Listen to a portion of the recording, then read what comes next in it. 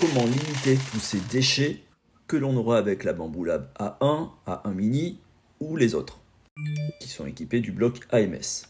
Notre bonhomme de neige fait que 14 grammes et tu as plus de 100 grammes de déchets. Donc on va regarder ensemble comment on peut optimiser tout ça. La première idée reçue, c'est de se dire je vais faire juste un bonhomme pour éviter d'avoir trop de déchets. Et c'est là où on n'est absolument pas dans le vrai. En gros, ton AMS va faire autant de purges que tu aies une pièce, 2 pièces, 3 ou 10 pièces qui sont identiques sur ton plateau. Oui, en gros, il change la couleur à chaque fois qu'il change de couche. Alors on va observer tout ça sur le Bamboo Studio. Ici par exemple, notre bonhomme fait 14 grammes, la purge 78 grammes et la tour 15 grammes. Déjà on va vérifier si c'est à peu près vrai. On a bien une tour qui est aux alentours de 15-16 grammes. Et pour ce qui est des déchets, j'en ai un peu plus, tu vois, j'ai à peu près 90 grammes de déchets. Toutefois, on n'est pas loin de la vérité. On va multiplier nos bonhommes sur le plateau. On en place 7 et on relance le trancheur. On a 7 bonhommes de 14 grammes, ça fait à peu près 98 grammes. Regarde la purge. Elle est toujours aux alentours de 78 grammes. La tour sera de 16 grammes et tu en as à peu près pour 16 heures.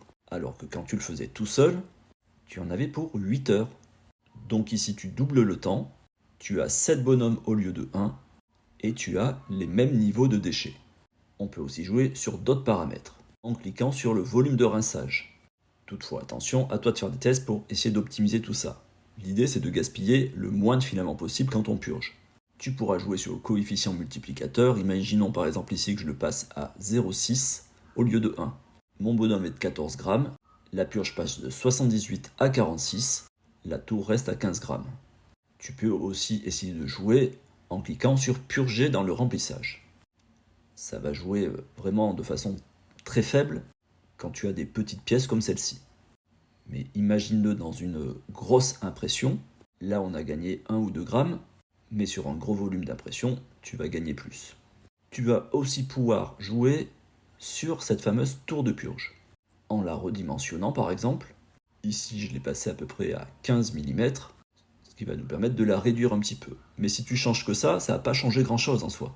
Ce qui va être important de travailler, c'est plutôt le volume des matériaux que tu vas devoir extruder dans ta tour de purge. L'idée c'est de la rendre plus petite et de faire moins de nettoyage.